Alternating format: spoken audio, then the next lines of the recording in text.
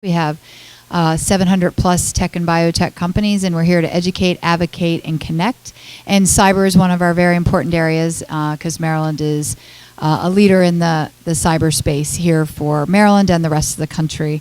I wanted to thank our sponsor here, National Cybersecurity Center of Excellence and NIST, and the Maryland Department of Commerce and the Montgomery County Economic Development Association. And without everyone coming together to bring these important topics to the forefront, we wouldn't be able to share this knowledge with everyone here in Maryland and across the country.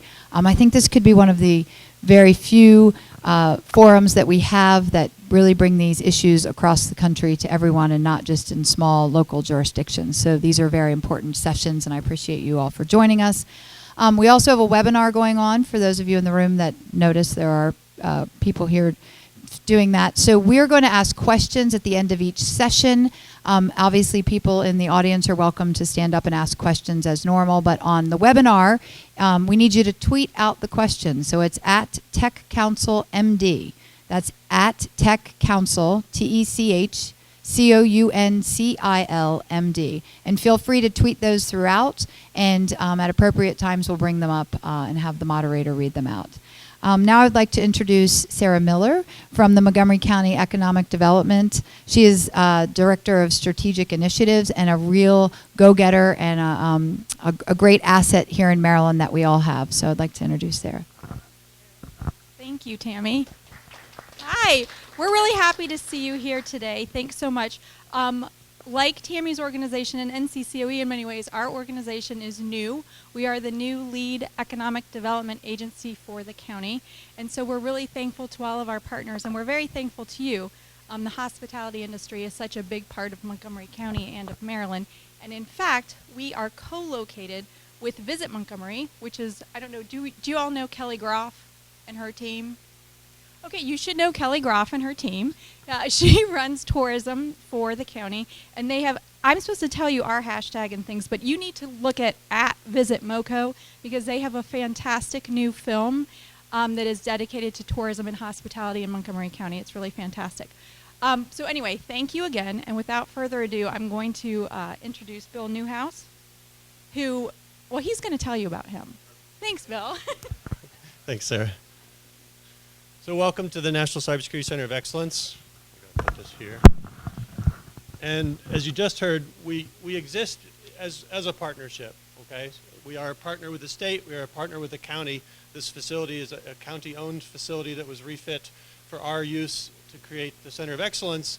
And we have really wonderful lab spaces here and great spaces to collaborate like this room. And we have a vision at the center to advance cybersecurity, and that's a very broad, let's advance cybersecurity, let's make cybersecurity happen better.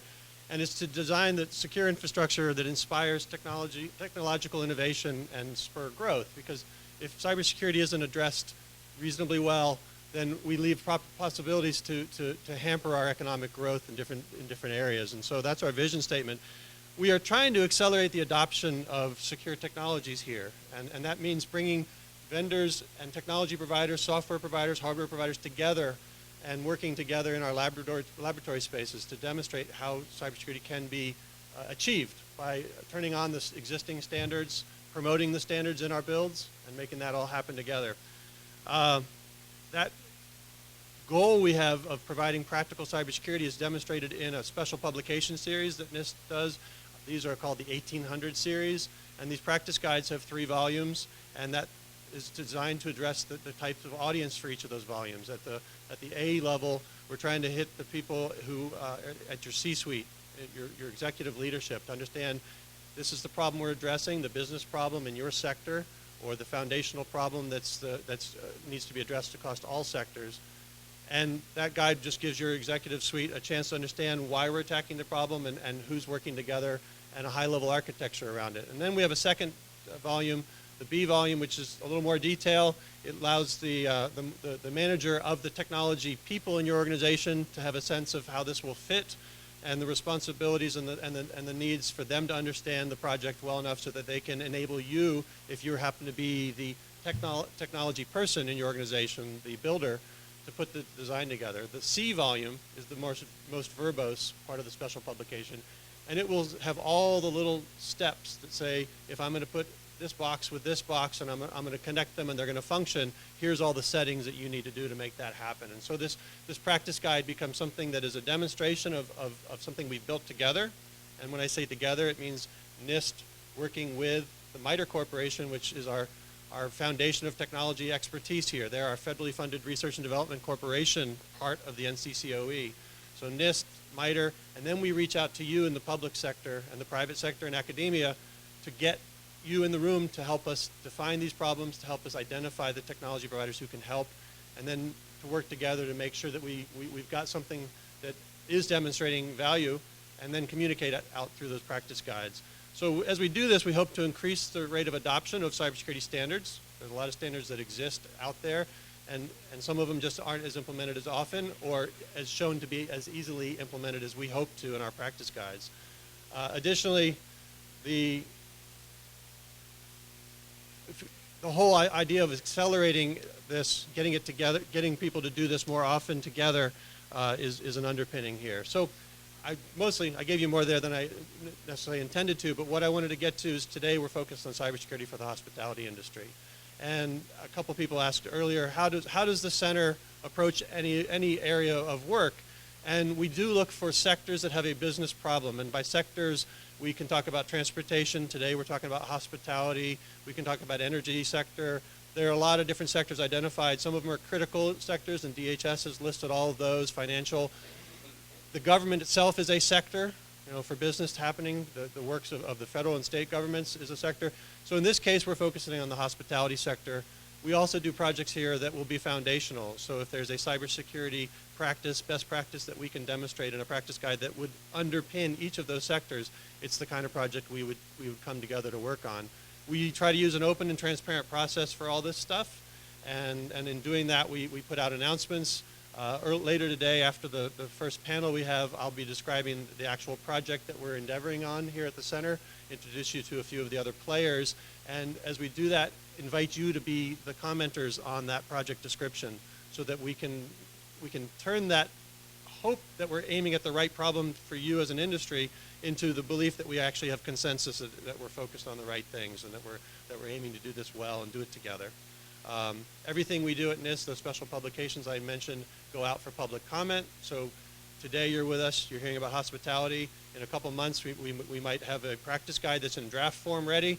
We send it back out, and we hope that you pay attention to all the work we do so that you can come back and engage us and say, now that we've seen who you worked with, the way you drafted this is really effective, but could you add this? And we take all those comments and adjudicate them. So again, part of our open and transparent process. I'm very grateful to our speakers. In a moment, I'm going to introduce the panel moderator, and he's going to bring up the panelists, and they'll do all their own introductions. They've traveled to be with us today. I'm grateful for that time and that energy. In my conversations with them in planning for this, we've already found other synergies that we're going to benefit from knowing each other, and they represent different parts of hospitality, and so you're going to get a great view into this industry space and their unique focus on cybersecurity and some of the overlaps that we all have now that cybersecurity is being talked about more often. So I'm grateful for that. I want to welcome you here again to the National Cybersecurity Center of Excellence. We are part of NIST. MITRE is a big part of this center. They're the energy that makes us go.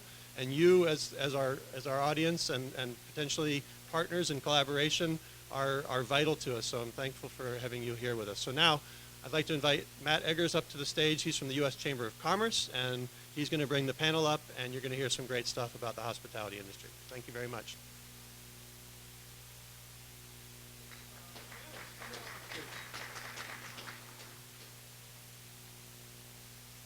So I guess while I say a few remarks, why don't we have the panel members come on up and be seated. Bill, thanks. Sarah, thank you. Tammy, thanks.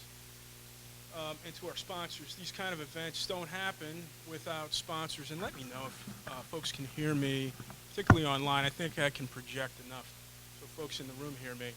But I think the issue is probably going to be, can folks online hear me? So just a quick word about myself, and then we're going to have the panelists provide a quick self-intro. I lead our cybersecurity working group at the U.S. Chamber. The Chamber has a number of different divisions, departments to handle various work streams like transportation, healthcare, trade. We've got a department devoted to national security, homeland security issues. Generally, I would say you would find me most weeks, most Wednesdays, tomorrow, Thursday, working with our 200-some companies, associations and state and local chambers, assessing, analyzing, commenting on legislation, regulatory issues, and other issues like the NIST framework and this project to help our members succeed in the area of cyber. I would be remiss if I didn't say I've got a couple of great colleagues at the Chamber, and both Shane, Vince, Bosi, who lead our national campaign, will go out. We do about 4 events every year. We work with state and local chambers, universities, to pitch the framework and other tools like the one we're trying to tee up here. One quick note, I've got a little bit of a throat ailment, compliments of my lovely young daughters. If I stammer or misstate something, please forgive. And then after this panel, please stick around, because as Bill mentioned, he's going to be talking about the effort around securing property management systems and looking at cyber in the hospitality sector. I think with that, Mary, if I may, since you're to my left, sure, kindly give everyone a quick self-intro, and then we'll go through the panel and then turn to questions. Is this on? It is. Now it is. All right, thanks. Hi, everyone. It's a pleasure to meet all of you and have you here today. My name is Mary Hildebrand. I am a partner at the law firm of Lowenstein Sandler.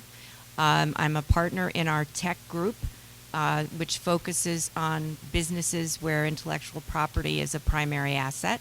And as you can imagine, that is agnostic as to industry. It could be public utilities, tech startups, technology companies, medical devices, and life sciences.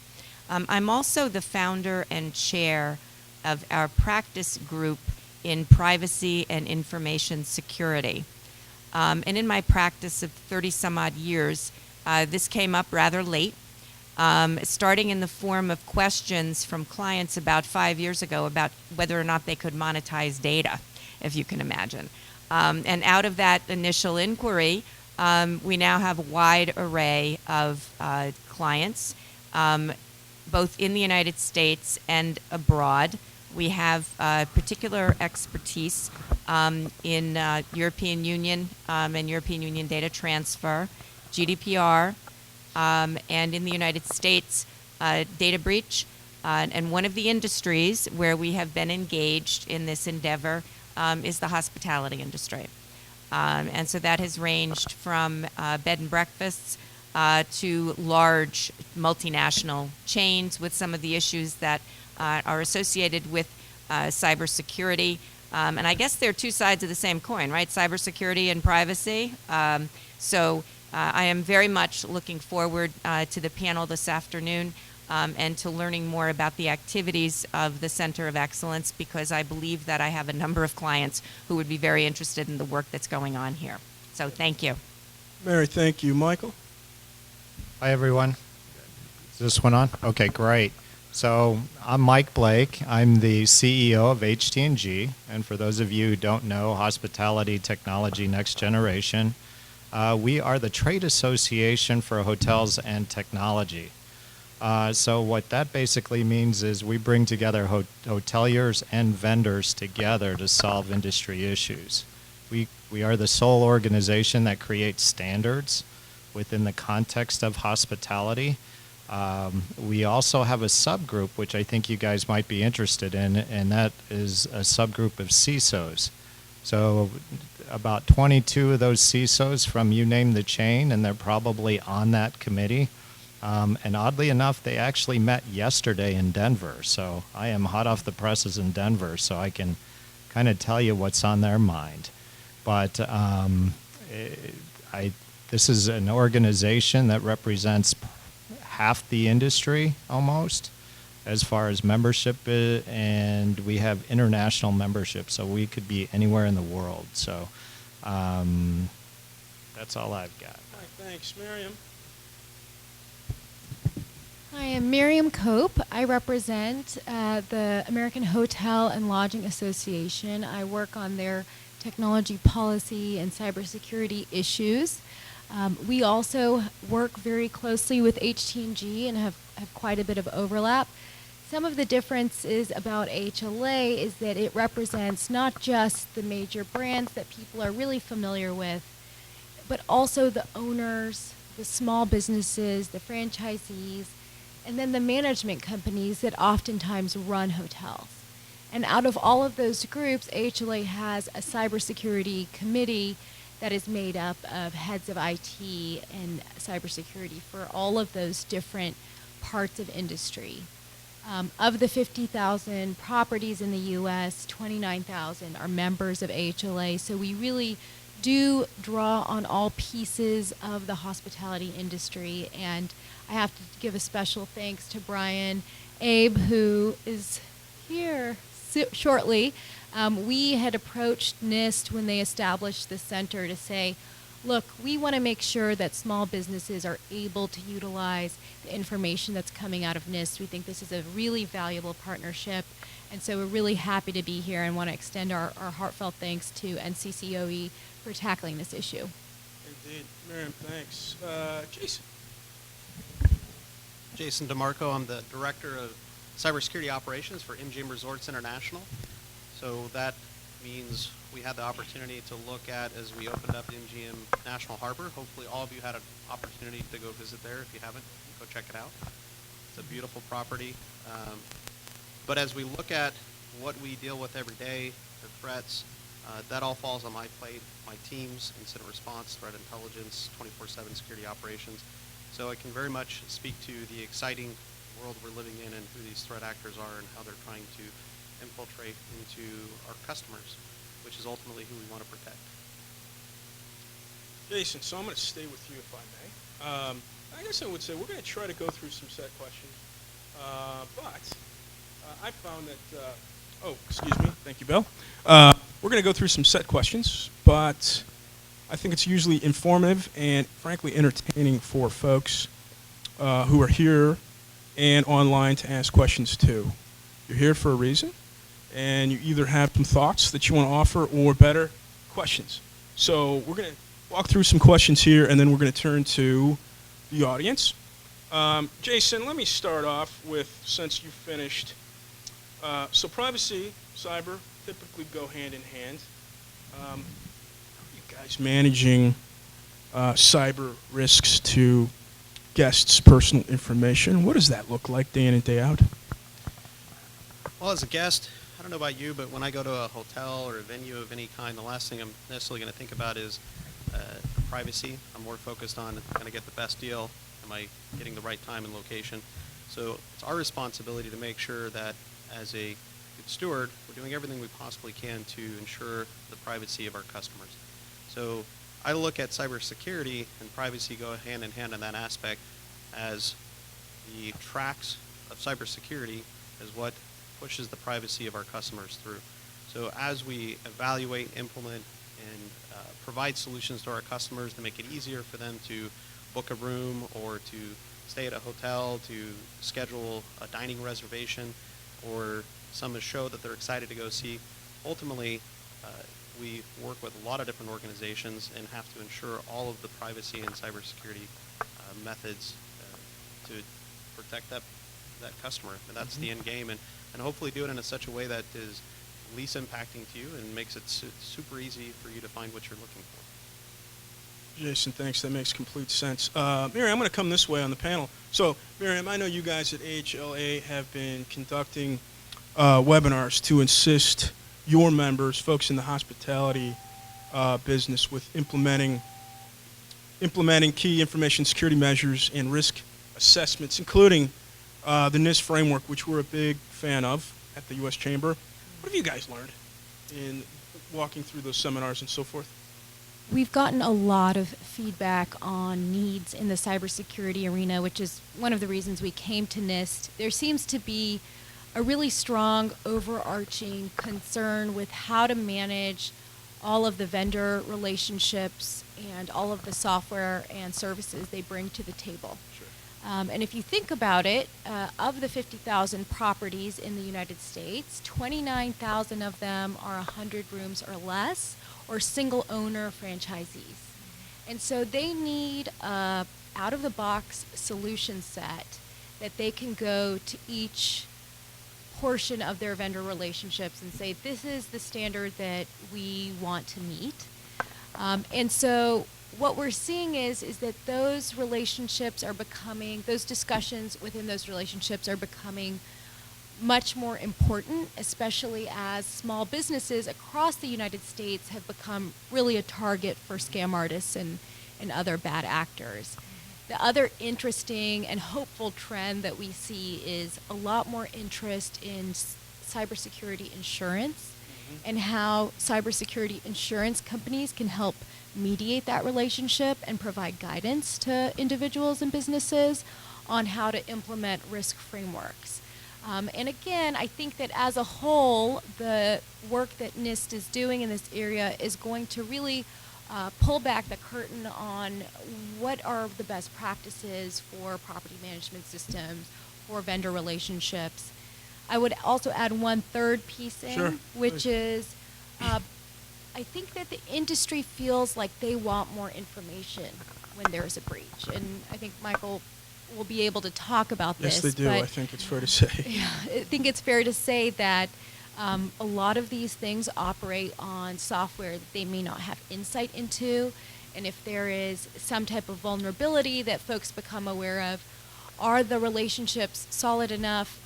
Is the trust there? Are there reputational concerns that are being adequately addressed so that the information can flow through the industry in a way that's timely? So you're not leaving vulnerabilities out there for a year or 2 years, because that really doesn't benefit anyone. So I think those are really the three areas we've gotten a lot of feedback on. Okay. Miriam, thank you. I want to come maybe back when time allows to touch on cyber insurance a little bit more. So, Mike, we've talked about collaboration in this space and how it plays a key role in protecting organizations right before an incident, during, after. Who's kind of in your key circles? And then are there entities that you want to see more involved? All right. So, as I mentioned in my introduction, we do have a CISO forum where 22 of the top branded CISOs kind of get together twice a year in person. And then on a monthly basis, they also have a chat in which they do various surveys and what have you. But such as, what security framework are you using? Which one should I be using? And they have a real good conversation about all aspects of security. And what I've also found is this organization also really mobilizes when there is an event, such as one that we had even yesterday. So for those of you who don't know, one of the major vendors in the hospitality space, Sabre, disclosed in their 10K that there was some issues around, it's kind of not funny, but it's weird how they announced it. It was buried deep in the risk disclosures. So for those of you who are accountants in the room, if you read through the 10K and read through the risks, those ones that say, well, if nobody walks in our door and pays us, then we might go out of business. It's those kind of risks, Mike, right? speaking of 10Ks and transparency, I'm going to ask everybody to pull their microphones a little closer to All right. them. So Thank you. So anyways, so it's deep in their disclosures, and then if you read through the disclosure, all of a sudden it says, oh, and by the way, we've identified a bad actor, and there's some issues that could materially impact our what our operations are. All of a sudden it was like, boom, you dropped a bomb in the room, because all of a sudden you started seeing all the CISOs one by one start going out of the room. And sure enough, we were all talking about the same thing, and we all got together.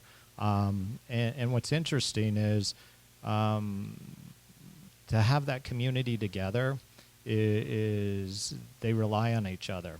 And I've seen them pull together calls within 3 hours. So you know how everyone's all over the world, but I've seen these guys call, they basically say it's 10 o'clock, hey, I want to call at 1 o'clock. Let's get everybody on. And those are 100% attended. Like, can you imagine trying to pull a call together with all these various firms and institutions all around the world, and it's 100% attended? Well, these calls are. And it's just fascinating how they share information. Nobody's really, when it comes to security events, we're not competing. This is not, we want to get one over on somebody else. We're in this together. And what are those vulnerabilities? What are those things that we can identify and work collectively on? And it's nice to have that forum to be able to do that. Is it perfect? No. I mean, but I got to tell you, these guys are pretty beleaguered right now. I don't know about you, Jason, but, one of them actually came to me and said, I don't know what my job is anymore. It's tough because, it feels like you're that boy with, putting his finger in the dike, and now you ran out of fingers, and you're working on your feet now, and that still ain't working. So what do you do? And what tends to happen is, our job in the past, because I used to be a CIO, so I kind of know what all the security stuff is. And I got to tell you, it's, it was always to keep somebody out. Now we're in the world of risk mitigation. Well, who is the worst least that we can let in? I mean, that's kind of a different space for all of us to be in. And it'll be interesting to see this evolve because it has to. Because it is a natural arms race, right? Yeah. As things start escalating, and there's a misconception, and I know everyone in this room knows that. These aren't just kids in a basement, right? These are very well capitalized criminal organizations that know exactly what they want to do. They have recruiting arms. They're recruiting at some of the best colleges all around the world. They have, and the poor kids who are working with them sometimes, they don't know who they're working for. They're working for a shell corporation that has to do a certain level of code, and that code gets aggregated at a different level, right? So these things are very, very sophisticated. And by all means, when you start looking at the industry as a whole, it's tough because the person that's on the opposite end is so much more better organized and so much more better capitalized. Mike, you make a good point. I was going to just say we've got not only criminal groups but nation states, other actors. I wasn't even going to go there, but yeah. I think we talk about it at the Chamber, the importance of working with government to try to mitigate the attacks coming from nation states and their proxies. So, Mary, you provide legal counsel to an array of hotel lodging clients. Yes. I think it's fair to say you're in a growing field. What issues do you and your clients grapple with on a day-to-day basis that are especially thorny? Any common things you see? Yes, I think that my co-panelists have done a great job of underscoring the complexity in the hospitality environment, perhaps more so than any other industry. It's a crossroads, right? Because you have multiple guests from all over the world. You have multiple technology systems that collaborate. Some are internal, some are external, but they collaborate to provide services. And then you have, with that, the array of vendors that the hotel deals with. Some technology, but also a lot of other vendors who are on premises, handling the room keys, for example. Everyone remembers what happened in Austria recently, where the threat was not to personal data, but to the personal safety of the guests when there was a ransomware attack on the system that allowed the key cards to function.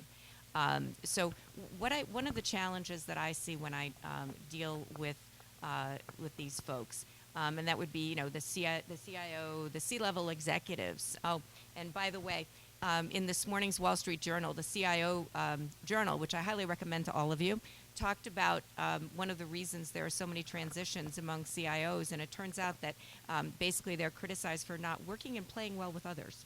So I didn't think of that as part of the job description, but in any event, When I chat with them, what I typically find is a laser sharp focus on one aspect of what they have to deal with.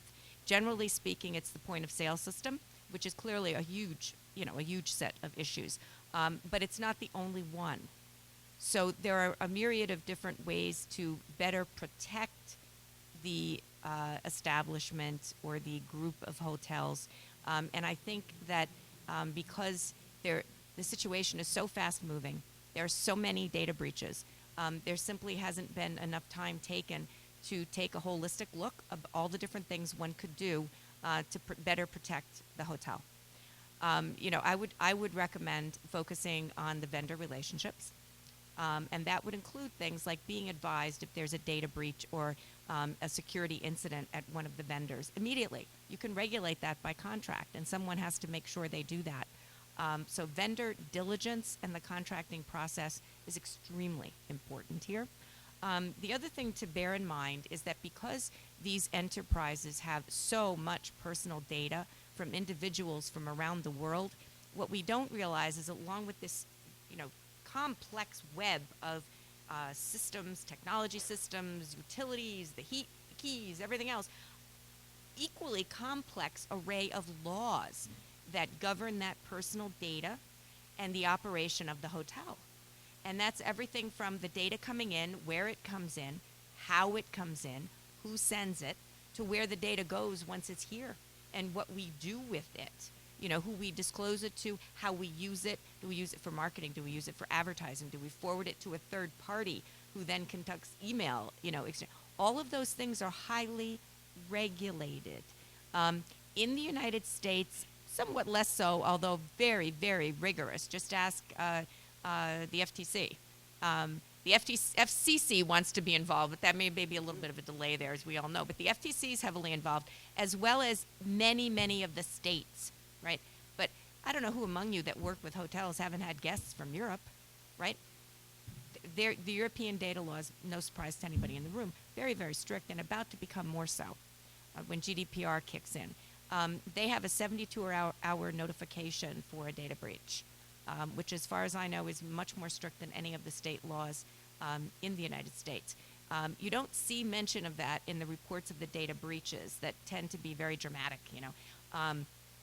But there is a whole panoply of actions that have to be taken if there's a data breach that don't make the news, but man, do they cost money. And so what I see when I see a delay in announcing, Yahoo gets the prize for delays in announcing, and it costs them a lot of money, right? But I feel for Sabre having to report this in their SEC 10K because it's clear they don't know yet what's happened. And so it must, the reporting obligation must have kicked in just as they're trying to figure it out. And having been part of that small group trying to figure out just what did happen here, I feel for them for having to do that, but that's their obligation. And so what that does is keeps it in the news longer until they figure out what it is that they have to do. I would really try mightily to shorten that time frame. So have a plan in place for how you're going to deal with a breach. And the other thing that's a particular challenge, I believe, and there's a list, so I'm making some on-the-spot selections here of the ones I'm going to mention. You have so many different employees and contractors on site, it's a struggle to keep the training up to date. Really a struggle. A lot of transitions, a lot of movements, but we all know, I think, that majority of the data breaches are caused by human error of one kind or another. And so that is something that really needs to receive more attention. But again, it's an environment moving at 1,000,000 miles an hour. Very fast. Mary, thank you. Very fast pace.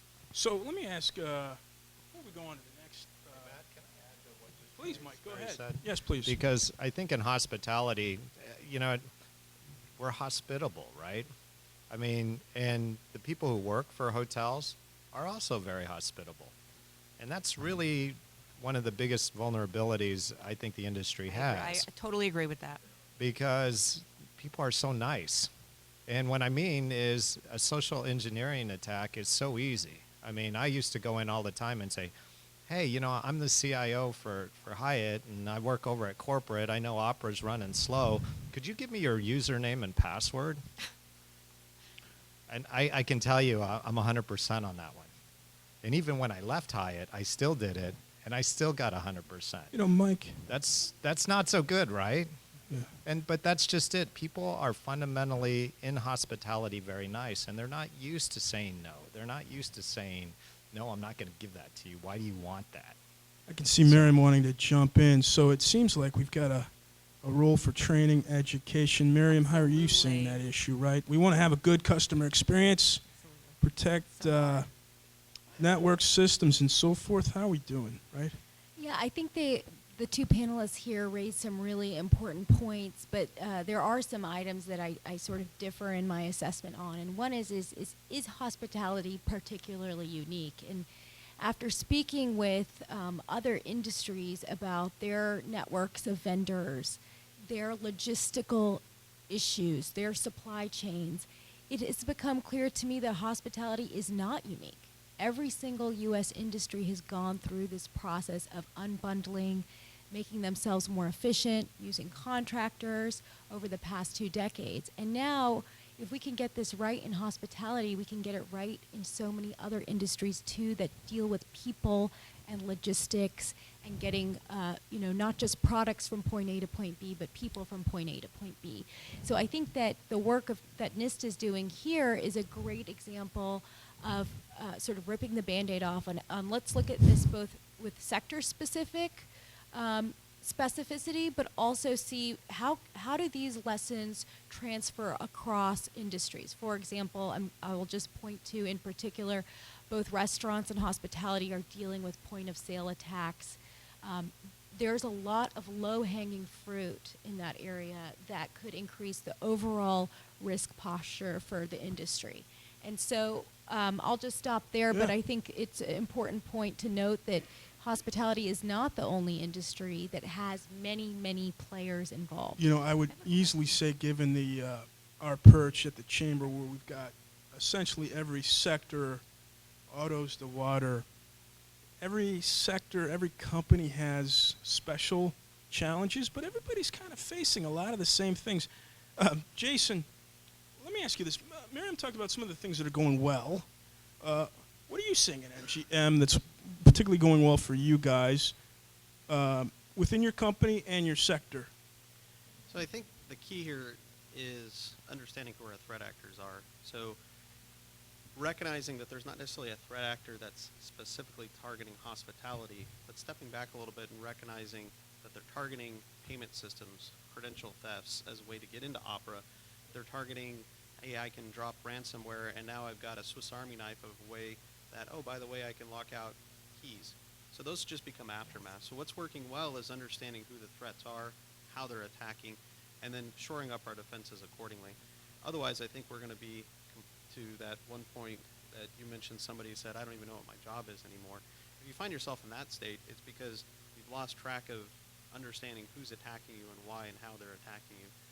If we step back and we focus on who's attacking, how they're attacking, and why they're attacking, then we can focus on protecting those systems and the methods or the TTPs and MOs and of these threat actors and how we're going to help out.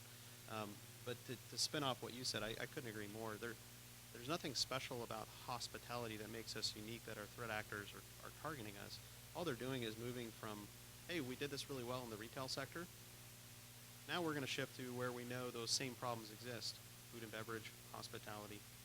We actually participate in a retail focus, generically, ISAC, and called RCISC. And ultimately, in there you have hospitality, you have retail, and you have food and beverage companies.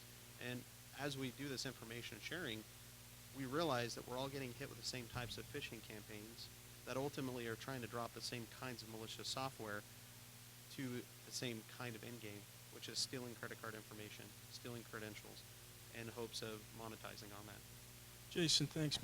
Mary, I know you want to jump in, but let me just do a quick check to see if anybody in the room wants to ask a question or anybody online, and I promise to read the question if it's asked from online. If so, we'll start with the room. Anybody? Don't be shy. You probably came here to learn more and maybe make a point or better a question, so feel free. If we don't, Tammy, thanks for the question. Oh, thank you. Go right ahead. No.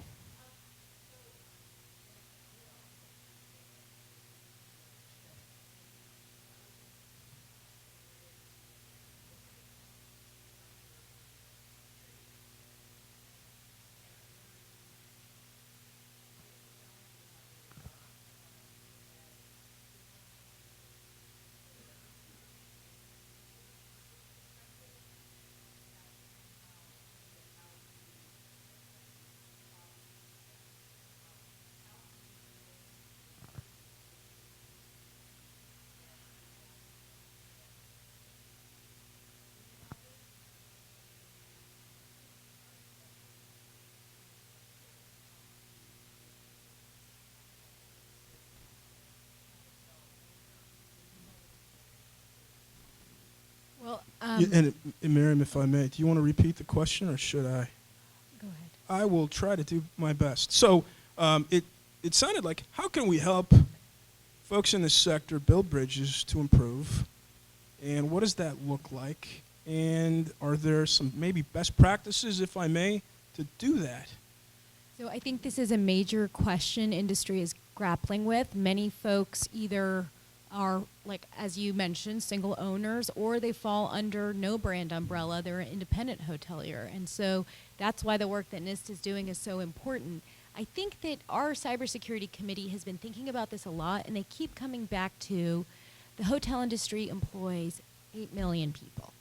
Most of those people start out from either a hospitality school or community college. And so why don't we have a thorough curriculum associated with these hospitality schools around a cybersecurity mindset? What are the minimal things that you should be doing within your property to make sure you're secure?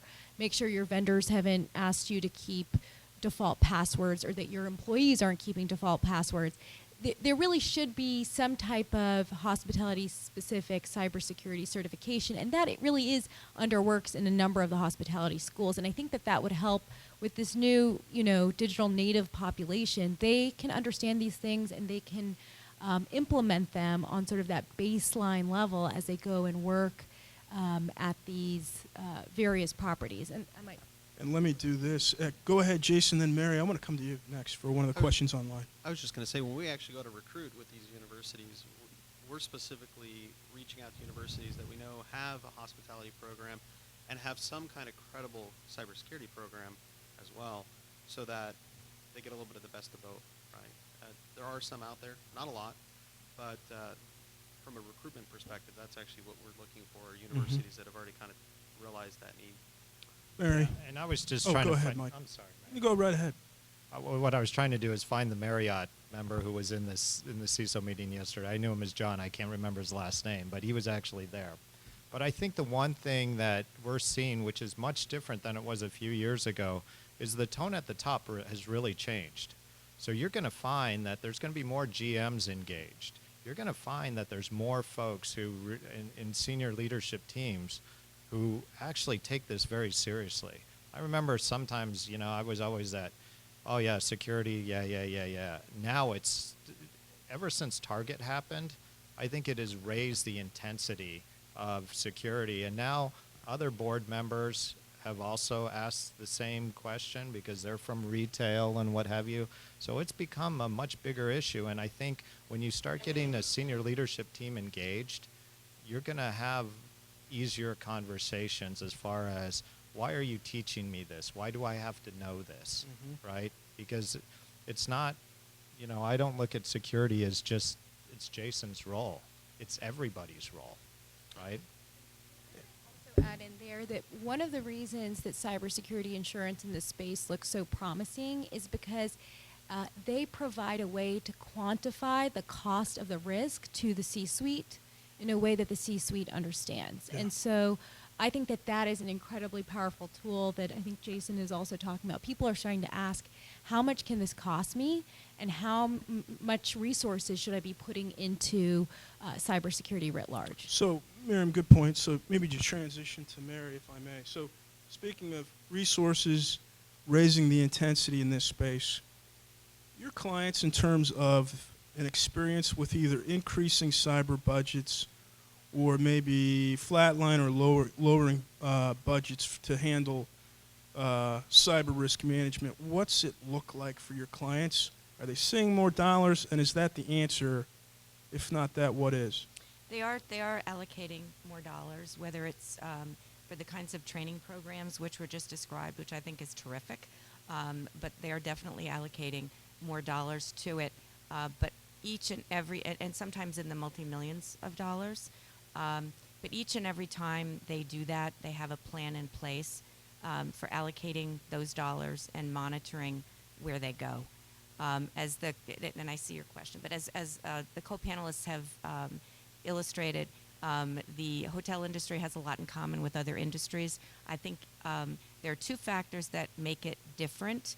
One of them is the fact that we have the physical plant as well.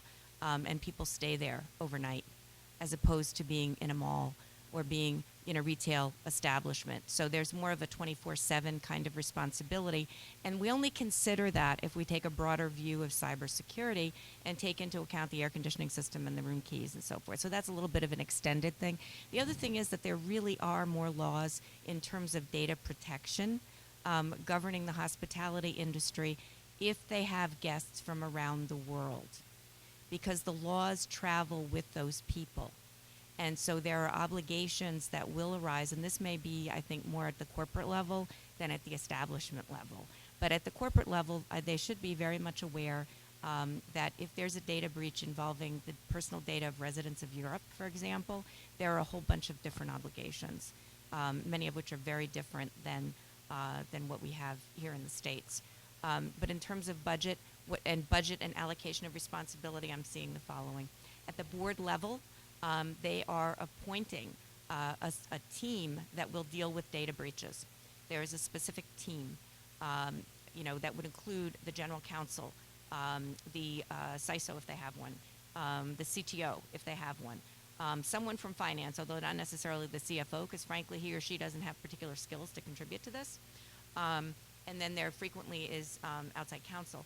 I also recommend that when you're getting ready for this, you have on tap your public relations firm and have a conversation with them about what you're going to be doing and how you're going to do it. I mean, you haven't lived to have gotten a call like from the president of a bank that says, Channel 2 is in my parking lot. What do I do? Right. So, and those are the kinds of calls you tend to get, right? And the other thing is forensics, right? If you've got a situation like Yahoo had where they couldn't figure it out, and maybe Sabre has, I don't know, I only see the news on that one, but you need to have a forensics company, and it's very helpful. You don't have to hire them, but man, you need to know who to call, and who you're going to use, because oftentimes you want that third-party eye in there to help you figure out what happened, but more to the point, you have to get that business up and running again. You That's have to right. be able to have your guests come in, and you have to be able to service people, and everything has to start to move. So that's where the money is being spent. And if there isn't a CISO, there should be a CISO or somebody who does that job, right? Because it's important. So yeah, there are more dollars, but they're very planned dollars. That's at least my experience, and I want to say we at the U.S. Chamber, we definitely endorse the C-suite, the boards getting more involved in thinking about managing But they don't want to cyber sit on those risks. committees because of personal liability. So that ties in with the insurance and the That's a liability good- issues. it's a They good don't point to want to raise. sit there. They want to be informed, but they don't want to sit there. Yeah. I want to ask a question came in about authentication technologies, but before I ask the panel, this gentleman right here in the middle had a question. Oh, yes.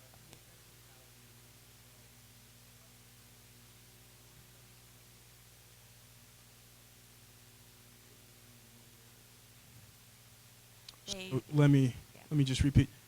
Small business guys, we see that a lot. They have challenges, right? They've got interest, but do they have the people and resources? Mary, let's go back to you, Mary. What do you think, and then we can go down the panel. I think there's a lot of interest. We at HLA have an independence council and an owners council. We also partner with the Asian American Hotel Owners Association to talk about what's concerning them. And there has been and continues to be an increasing interest in finding out-of-the-box solutions that they can quickly implement, because they're just a little guy, and as as Michael pointed out, there are very complex operations that are trying to find the weakest link.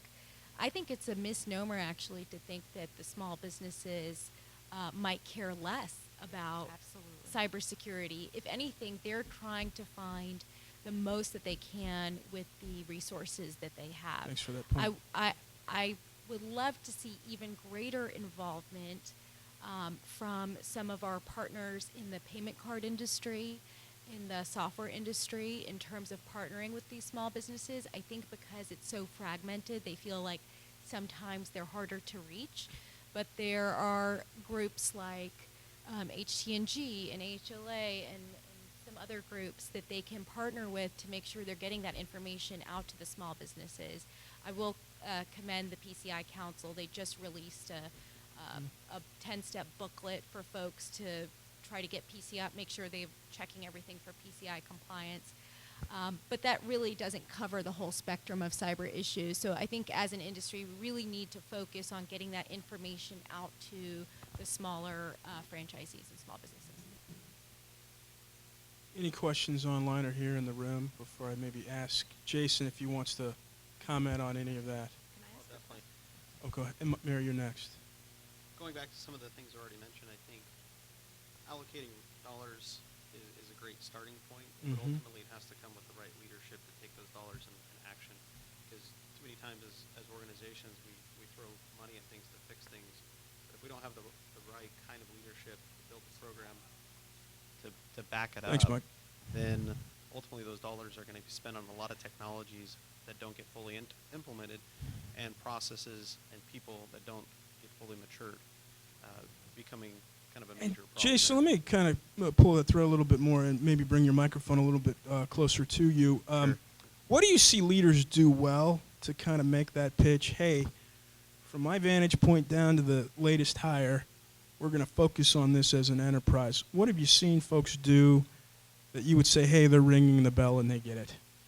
Yeah, probably the biggest thing I've seen is when a leader steps in an organization, especially one that maybe saw a breach, went to their board and said, "Oh my goodness, we need more funding." Got the funding. They bought a usually bunch don't of say, "Oh tools. my goodness." Right. Yeah. True. Usually it's wow, with a lot of extra expletives. But ultimately, what you end up with is, I love to see a leader come in and go, "Wow, you guys funded things, but we're going to step back and go back to basics." A lot of times, some of the best implementations are the simplest designed, but they took it past the 60% of the installation. They took it to the 80+%, and multiple layers of 80% ends up with 100% or 99.9% protection. And really focusing on just the core of what the protection needs to be versus trying to dump a ton of money at a problem, trying to deploy a ton of tools, but not really getting them into the right maturity state. So great leaders that I've seen build these programs, and things that we've been trying to do as an organization is making sure those foundational things are in place and as mature as they can be. And then we'll add some of the more creative things on top of that. So speaking of creativity, Mary, Hildebrand, you work with clients on authentication issues. We've had a question come in from online that more or less said, what do you see as the future and the future benefits and limitations of implementing authentication technologies to verify identity and transactions for guests, vendors, proprietors? What I see is multi-step authentication. And I see that if you do want a single sign-on for multiple systems, I'm seeing clients engage with vendors who specifically provide that service.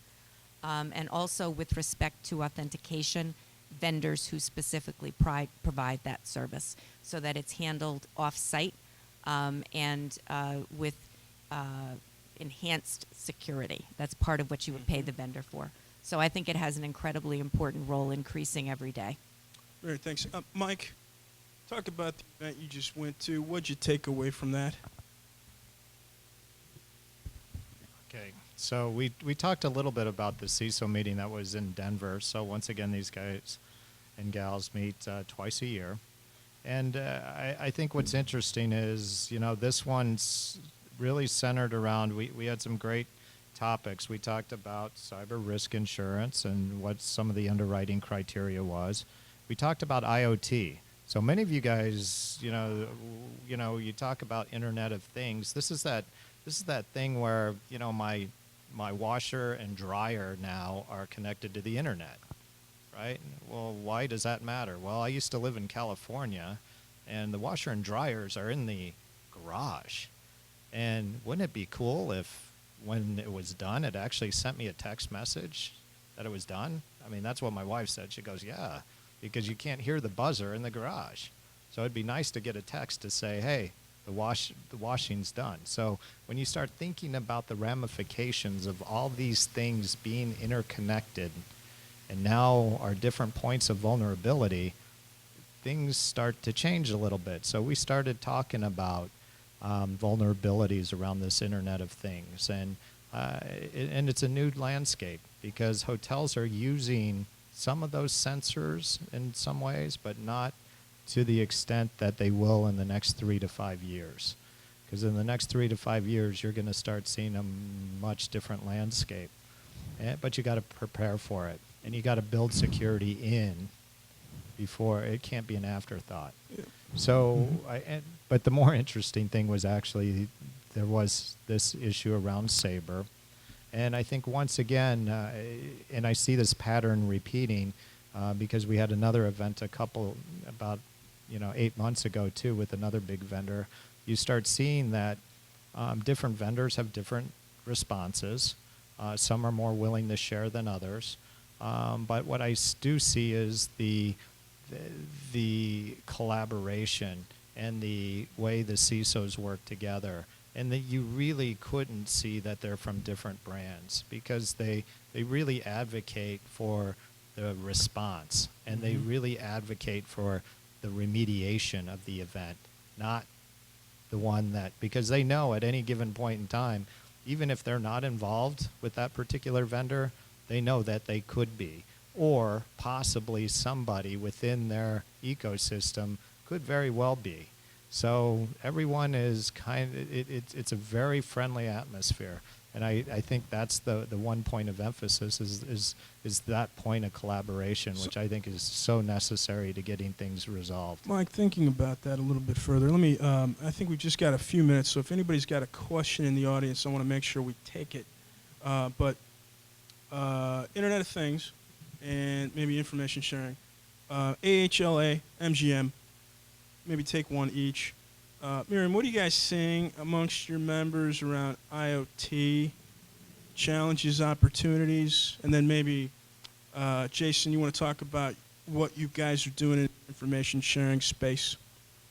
Well, I think that when it comes to Internet of Things, all of the hospitality industry is taking a look at what it can do to transform their operations. I was really impressed and surprised by a new technology that's rolled out that can be placed in restaurants, within hotels and catering venues that cuts down on food waste, with beacons sensing where people are going to get food, when things need to be restocked, and making sure you're not putting out food that's not going to get eaten. And this is part of a major hotel industry initiative to cut down on food waste writ large. So I think that there's a lot of promises for Internet of Things. Obviously, the things that have been reported on in the trade press and in broader press are, straight to room check-in. There might be some Internet of Things involved in card not present transactions, depending on if they're done with kiosks and things like that. So it really does have a transformative effect on how hospitality may be logistically doing business. I think what I hear from folks is that incentives with the technology vendors that will help us move into this new way of doing hospitality and are really incredibly important partners. The incentives for security need to be really aligned, and the communication about vulnerabilities really need to be aligned, because everyone knows that they're, human beings and even machines that make software, they make mistakes. I mean, and also there is a whole apparatus that is just there to try to find the mistakes all of the time. And so it's just it's important that information is shared quickly, and there's not legal or institutional barriers to sharing that information. I just think with Internet of Things, that that requirement is essential. Miriam, thanks. Jason, your thoughts on information sharing a little bit more, and then maybe as we close out, as we finish here, maybe if you've got a point or two you want to plug, and then let's collectively do it in about 5-10 minutes, and then we'll finish. Sure, sounds great. When you kind of pull together everything we've been talking about, this idea that there's large, medium, small organizations, but we're all dealing with the same threat actors, and those threat actors are doing a fantastic job of sharing amongst themselves and becoming stronger because of it. On the defensive side, in order for us to really be able to kind of combat that, information sharing becomes critical. We've been doing it through whatever information sharing organizations that we can tie ourselves to, as well as building grassroots relational efforts within the community. So you look at the Las Vegas area, there's definitely a lot of unique organizations that exist there, and local alliances that have been built. so that we can build these relationships and feel first off and foremost comfortable sharing information about the threat actors that we're seeing hit the front door. And as that has occurred, it definitely becomes a stronger, that herd mentality, where now we're stronger together, and the predator doesn't have as much of a ability over us that, you know, maybe one-off would have if we hadn't been sharing. Jason, thanks. Miriam, any final thoughts? I just want to emphasize that the work that NIST is doing in this space, again, I know I've said it 5 or 6 times, is just incredibly important because it will provide a benchmark for the folks that are hardest to reach, the small businesses, the franchisees, the folks who can't afford to have a SVP of IT or a CISO within their organization. They're going to look at the NIST work and be able to point to it and say, that's what I want at minimum, and that'll decrease the industry's risk quite significantly. Mike, any final thoughts? And maybe just put in a plug, if you will, for how you're seeing organizations use the framework. Sure, I'd be more than happy to, because I do think that there's 2 ways that the NIST framework can be utilized. One, within the context of the hoteliers to actually appreciate and understand it, but then the vendors start building their solution into it. So, the people can start purchasing things within the context of the framework, and that's where adoption and standards really start to become most successful, is the way that they start becoming built into things, and you're beginning to be part of that framework or standard, and you don't even know it because it's already built in. And it's certainly good to raise awareness, and there's a handful of things which I think this particular body of work really focuses on, a space that is very vulnerable right now. And in my mind, vulnerabilities equal defects. So we have a very defective space, and we know how to fix defects. So let's get these defects fixed.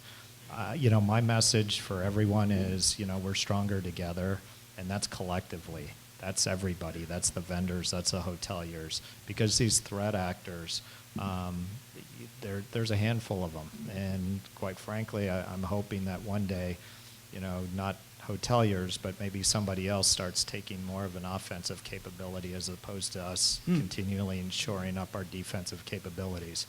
I know, Brian, you're laughing at me right now because I brought that up again, because I still feel strongly that there's got to be an organization at some point that can take offensive capabilities, because it's no different than if somebody was going around your neighborhood and checking everybody's doors. That's no different than somebody coming in and penetrating your networks. So Interesting thoughts. I guess I would add to that, maybe just for the good of the order. I think we don't want to have friends don't let friends hack back, but I think the conversation around active defense is worth having. There's legislation on the Hill to look at that. It hasn't been introduced. Mary, you get the last word. Thoughts? Any last thoughts from your vantage point, and then how you're seeing the framework used well? I love that analogy of going around the neighborhood checking the doors. That's a pretty frightening analogy. Based on my own experience and from what I've heard today, it sounds to me like the hospitality industry is poised to take a really strong affirmative step forward in closing some of the gaps that have made it a target over the last couple of years, and I'm delighted to see that. My message would be, yes, allocate some dollars, but please don't spend them unwisely. Have a plan in place to mitigate risk and take a comprehensive view of what needs to be done, because the hackers are regrettably very shrewd, and if there is a system in the hotel they can hack, they will. And so please take a very comprehensive view and be prepared if there's a breach. I don't know if there's anything worse for a reputation of any business than having your name in the news for weeks or months at a time because you haven't quite figured out what happened yet. And that's going to be the case with Sabre, I'm afraid, just as an example that happened yesterday. So plan ahead so that you can move expeditiously if you think you have a data breach. That's extremely important. Thank you. Let me wrap there. I think we're going to have more from Bill and Brian, and I want to thank our hosts for having us. Thanks for having the Chamber be a part of this. I will say this is, The work that the Department of Commerce and NIST and others have done around the framework is probably the best example of public-private partnership in action that I've seen in several years. We're actively promoting the framework, the document itself, but it's also a communications tool, risk management tool, and in a lot of ways it's a mindset that we want businesses to adopt, not only for their own benefit, but for their business partners' benefit. And I think this hospitality project, which we're going to turn to next, is complementary to that overall effort, I think it's fair to say. And kindly stay tuned if you're online. And then if I may, thanks, Bill, for having us. And let's give our panelists a word of thanks. Thank you very much. So for the folks online, we're going to take a 12-minute break at 2:35. We're going to start up again with a webinar with Brian and I. In the room, you get the opportunity to talk to our panelists a little bit. There will also be an opportunity after Brian and I talk to do that as well. So thanks very much. The other thing to mention is that our speaker series last month, or just 2 weeks ago, did actually cover the cybersecurity framework for critical infrastructure protection. So you can go and look on the speaker series events at the NCCoE website and find that, that video that was made to learn more about that framework.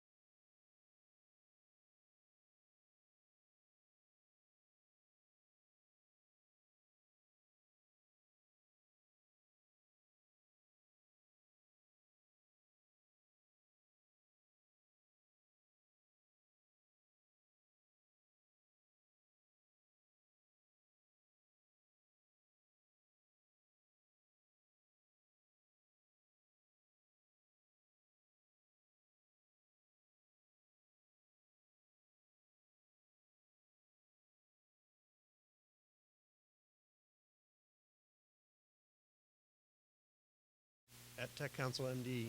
Yep. So as we start into this part of the presentation, it is, I'm Bill Newhouse from the National Cybersecurity Center of Excellence. I'm a NIST security engineer here at the center. I'm also the Deputy Director of the National Initiative for Cybersecurity Education, which NIST has the privilege of leading and bringing people together to talk about training, education, and workforce in cybersecurity. And so all those questions and comments that we heard from the panelists about training and workforce were interesting to me. Any push we have, any reflection on where do people go to hire cybersecurity talent is interesting to me. And to my right is Brian Abey from the MITRE Corporation here at the Cybersecurity Center of Excellence. And Brian, why don't you just do a brief introduction of who you are, and then I'll cover some basics about what we're going to be doing and how you can be involved on the webinar and in the room. So I'm It is. Looks like the battery died. so I am. The battery died again. There we go. I'm the deputy program manager for the National Cybersecurity FFRDC, as Bill mentioned. In my role here, I'm actually I think I've got probably the best job because I get to work across all of the different sectors that the center that's the center supports, as well as sort of the technology verticals, and so I get to see a little bit of everything. And so I think as we get into our talk, one of the things that I will come back to that we heard from Miriam and Michael and the others is that this sector seems to be very well aligned with each other. And so as we start to talk about the process and the projects, I think we'll highlight some of examples of that. But it was very easy for us to work with this sector to get to this project description. Cool. So for everybody who's watching, if you would like to ask us a question online, you can tweet that question to @TechCouncilMD, little sign thing for it, TECCOIUNC, Tech Council MD, at Tech Council MD, that many letters all together in one fell swoop. I described in the introduction earlier that the center aims to take on cybersecurity challenges that are being faced by businesses in various sectors in our economy. I failed to mention health, but it was brought up as a sector later. There's lots of different sectors, and Brian just reflected on a little bit of the comfort level we're finding in aiming at the business problems that hospitality are facing from cybersecurity.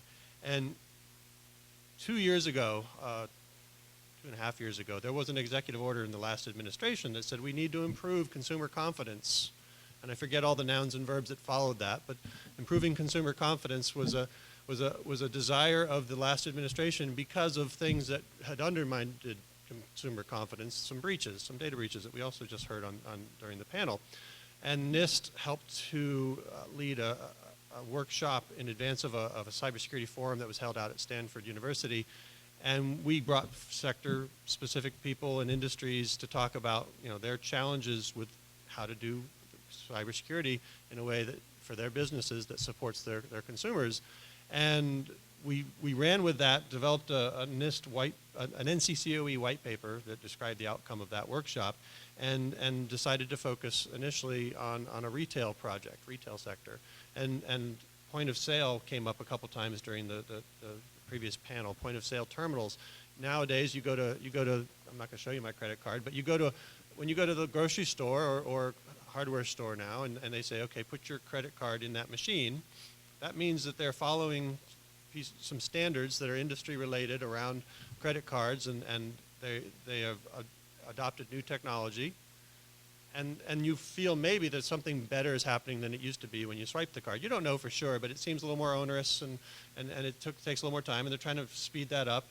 So we started looking in retail sector, and we said maybe that's a space for us. Maybe NIST and the center and MITRE can all work together with technology providers to say something interesting about that. And it came to be that we found out the industry was really running towards its own standards that didn't need our involvement. So I say that whole story to kind of show that we walk towards a problem. We look and we can find many different areas that people would say, I have this problem in my sector. And some of them are common across other industries. Some of them are unique.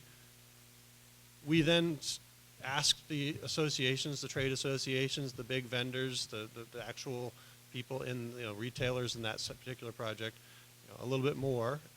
When you find the CISOs, the CISOs, Chief Information Security Officers, they're living in this problem space, so they want us to help them play.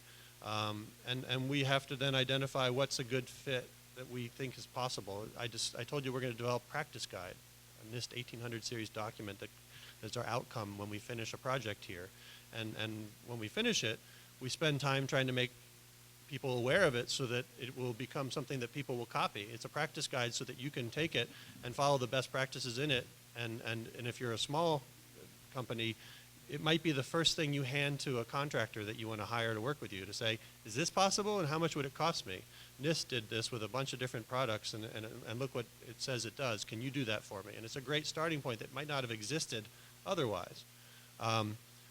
With the retail project, we broke it down to two different areas that we thought that had something that NIST could bring to it. So down here it says NIST, it says Department of Commerce. NIST has had a computer security division developing standards and guidelines for the U.S. government for over 25 years. And then that has broadened into other areas depending on certain laws that say we're going to do stuff. But we have very specific, let's develop standards for the federal government's adoption for the non-national security part of government. Well, that division has foundational things and complicated digital policies and other interesting things, security and privacy control documents that you can build from.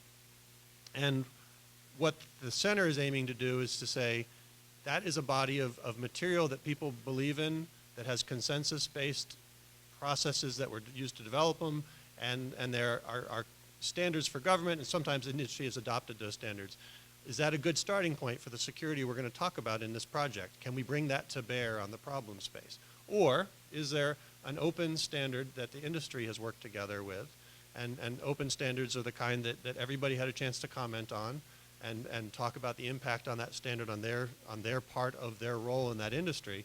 And so those are standards we're looking for. And then there's protocols and processes and things that IEEEs and the IETFs of the world have gotten together and set our standards. So as we walk into these individual sectors and say, hey, what's your business problem? Then we start to say, what are the standards that could be brought to bear that aren't consistently being brought to bear on the problem?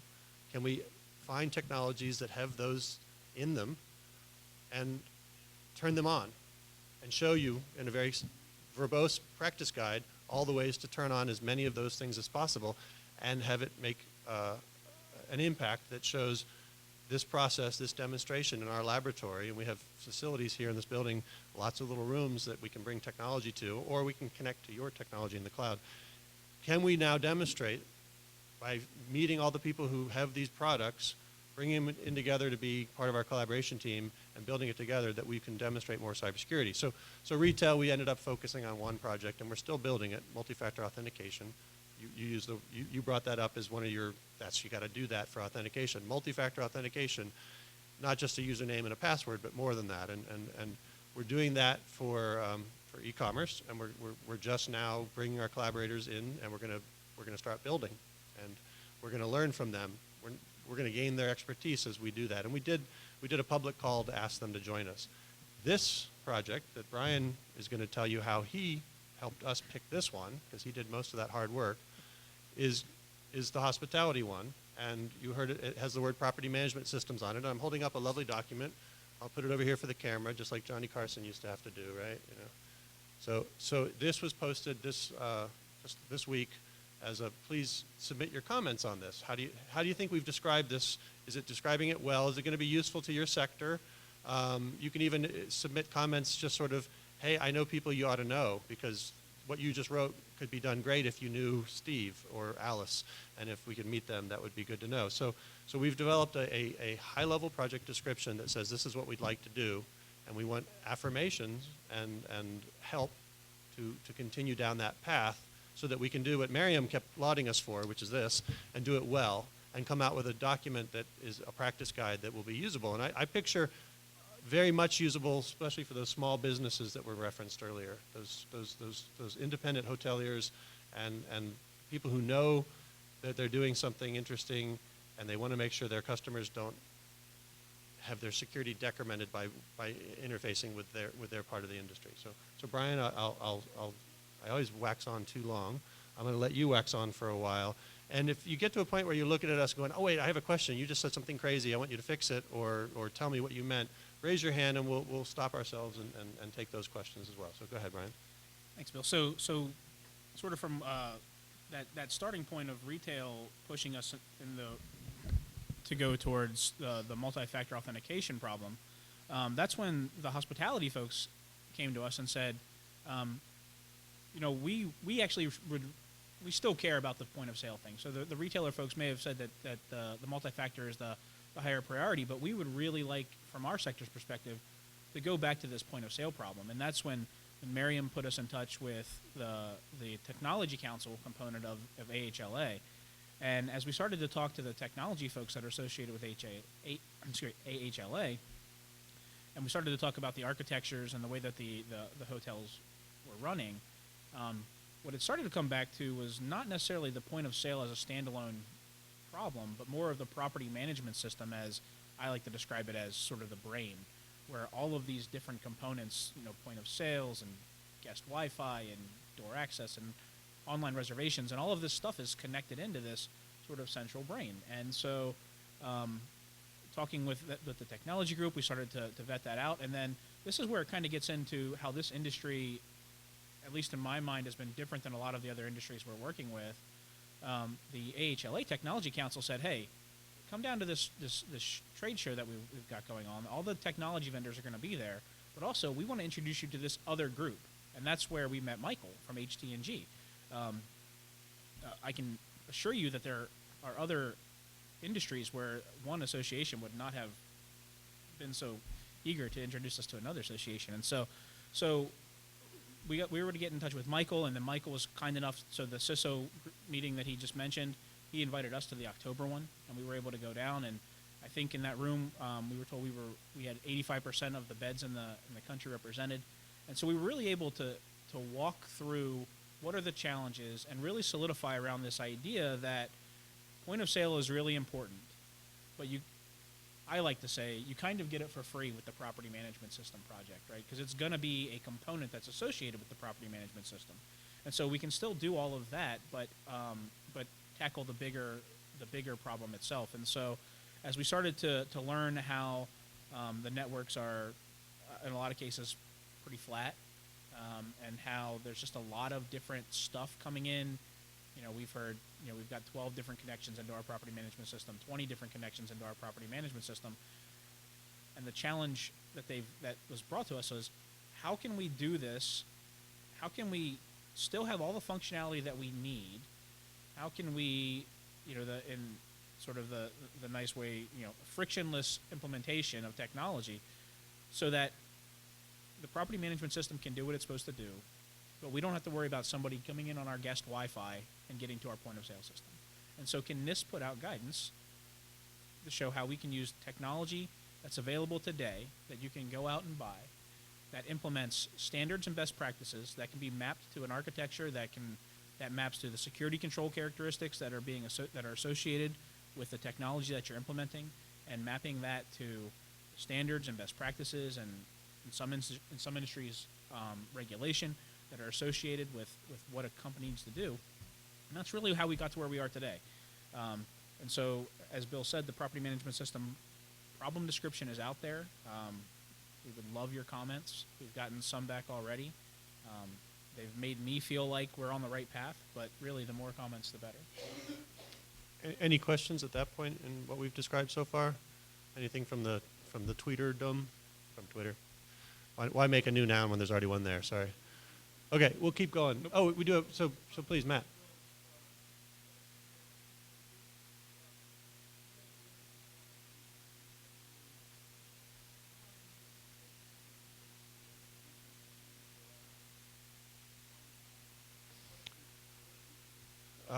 So we did say May 31st on this one. Is that right, Sarah?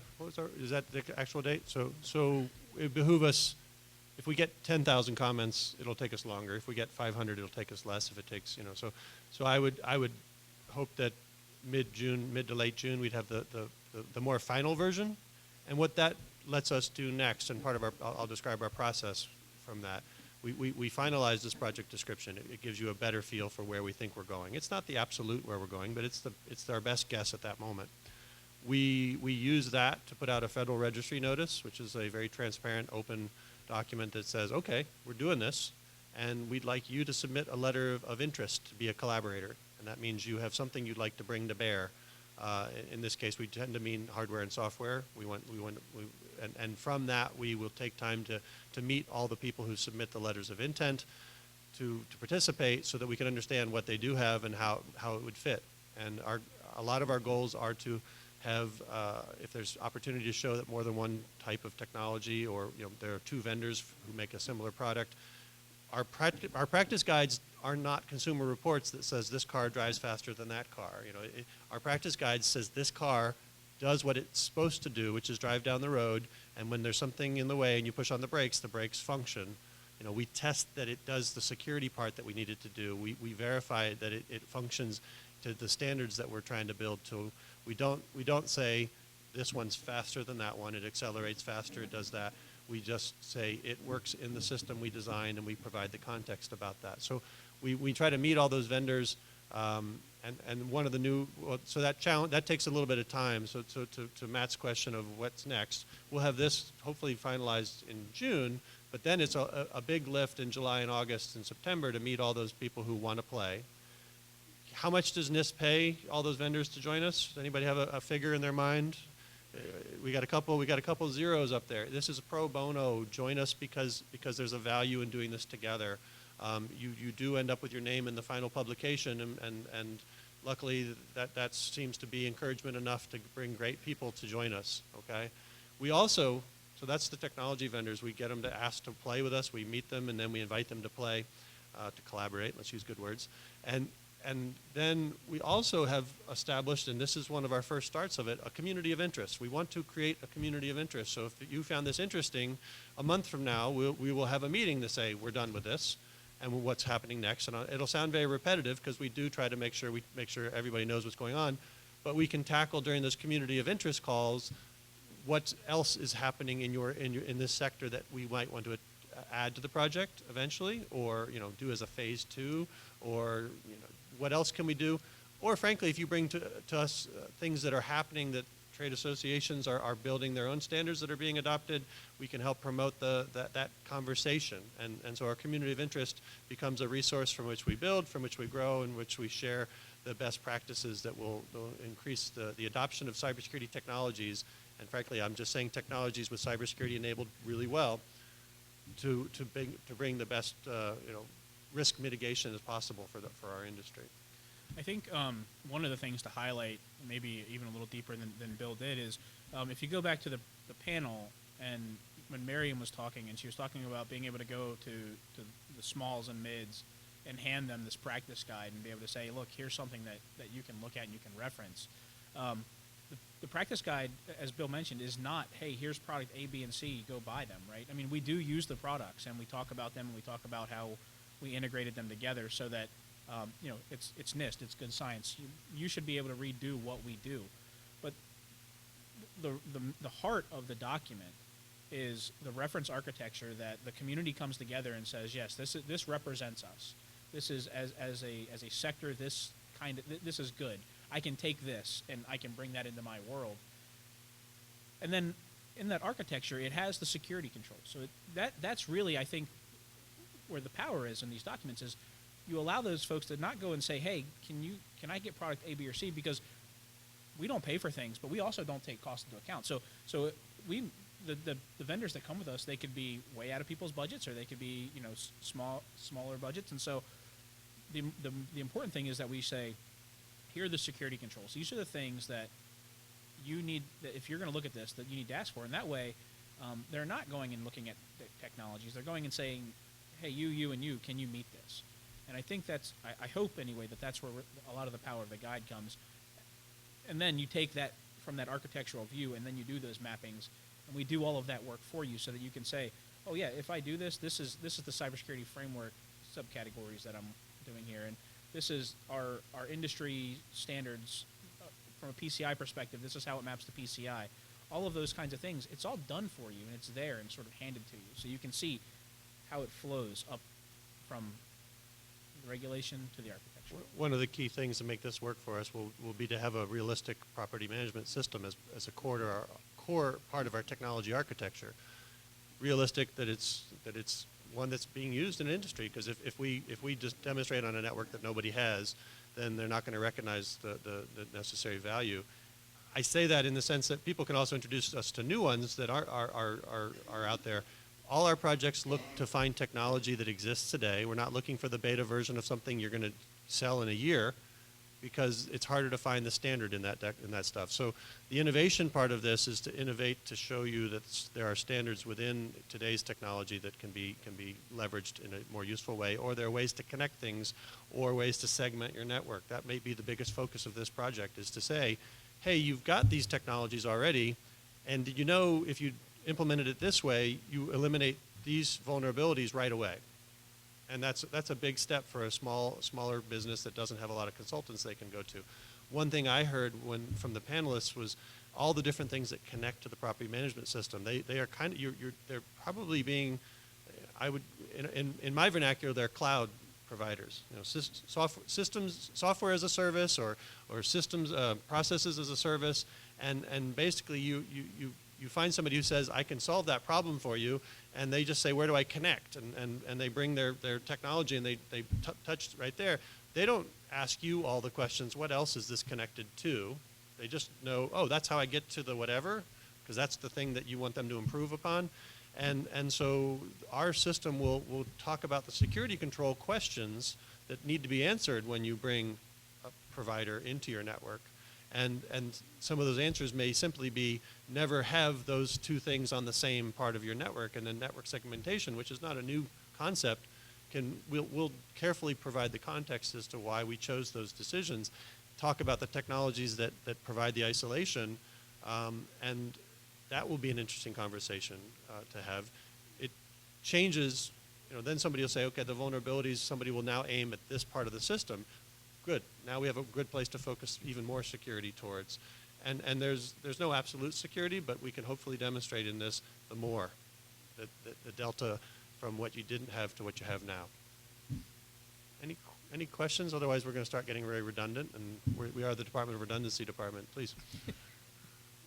Yeah, sorry. You're.